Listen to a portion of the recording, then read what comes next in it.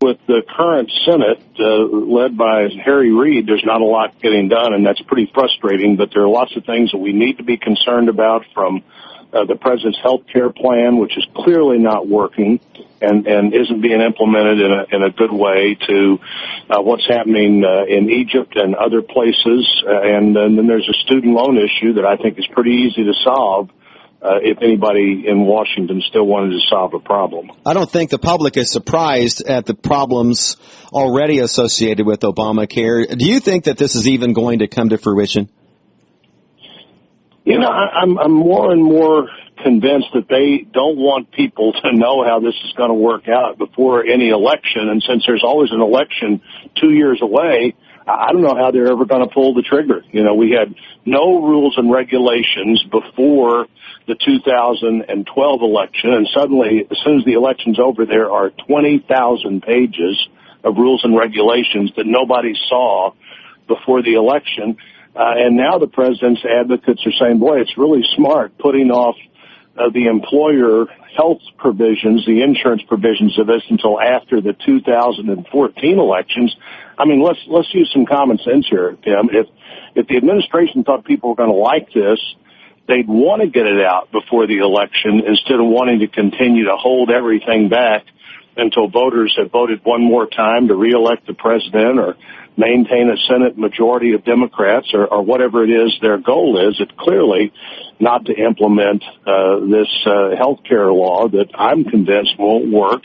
And it seems to me that the administration maybe is more and more convinced it won't work as well. It's almost as if no one will own it. No one is backing it, even though the White House itself now.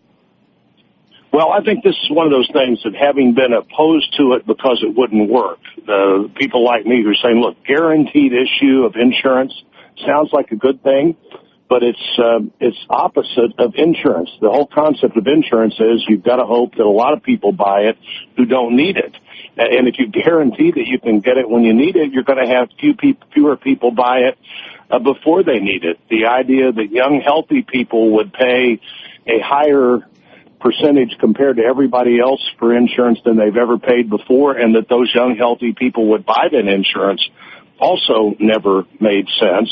And so I think what we've got here is a health plan, supposedly, based on premises that just can't work. And I think what the administration is beginning to find out is that those premises don't work. And it's the uncertainty of Obamacare, Senator, that has a lot of businesses holding back from hiring and creating economic growth. I mean, this is really the cornerstone to our center core problem in the economy. Would you not agree?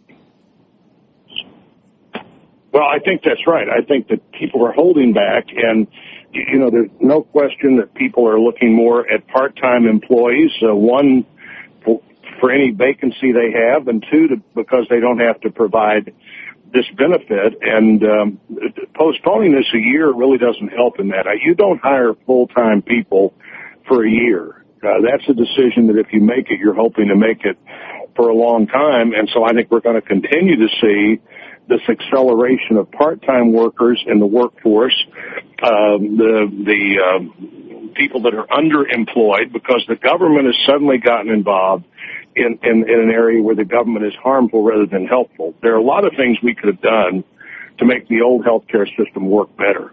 More competition, buying across state lines, more transparency so that you and I know the results that doctors and hospitals have and what they charge. Medical liability reform, which would have saved federal taxpayers about $50 billion over the first 10 years. The false choice here always was we could either do nothing or we could do what the president wanted to do, and I'm afraid what the president wanted to do just simply is not going to work, and it looks like the administration's beginning to accept that as well. Visiting with Senator Roy Blunt. And, Senator, a couple of no votes I want to give you the opportunity to explain. First of all, the immigration legislation that went through the Senate. Well, I think that's pretty easy to explain. You have to have border security before you can solve these other problems. As you and I have talked about in the studio and on the phone. There are really three problems here, and one is how do you secure the border, and two is what are the legitimate workforce needs of the country, and three is what do you do with people who came illegally or stayed illegally. And the second two of those are much easier for people to be willing to deal with if you deal with the first one first. If the government really fulfills its responsibility to secure the border, I think these other things are relatively easy to solve, and they're impossible to solve, in my view, in a way that people would find acceptable until you've secured the border. So it looks like the House is now headed down the path of securing the border first. That's the right path. And the other no vote you mentioned was what? Well, for the Farm Bill. I thought you might talk about the Farm Bill for just a moment. Well, I think the Farm Bill matters. You know, we have more food more abundantly at a better price than people have ever had in the history of the world, and part of that is we've had good farm policy. The Farm Bill, the part that relates to Southwest Missouri and Missouri farm families, is now only about 20% of the Farm Bill, and certainly we need to reform the nutrition programs, the women, infants, and children, and the so-called food stamp program.